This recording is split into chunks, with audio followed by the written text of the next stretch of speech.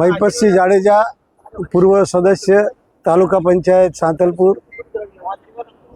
અમારા રમેશજીભાઈ કે જેનો 3 પેઢીથી પરિવાર જાહેર જીવનમાં છે, એમના દાદા અને પિતા બંને પણ તાલુકા પંચાયતના પ્રમુખ તરીકેની જવાબદારી સંભાળી છે અને પોતે પણ એક અદના કાર્યકર છે.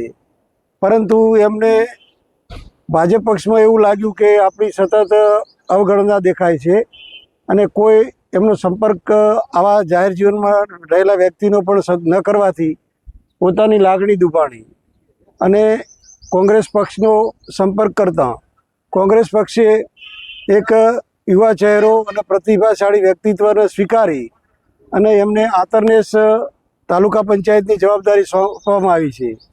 અને આંતરનેસ સીટ કે જ્યાં એમનું પેઢીનું વર્ચસ્વ છે કાયમથી અને લોકોની પણ માગણી હતી એમ, તો એ માગણીના પક્ષે પણ ધ્યાનમાં રાખી અને રમેશજીને કોંગ્રેસ તરફથી ઉમેદવાર તરીકે મેદાનમાં ઉતાર્યા છે.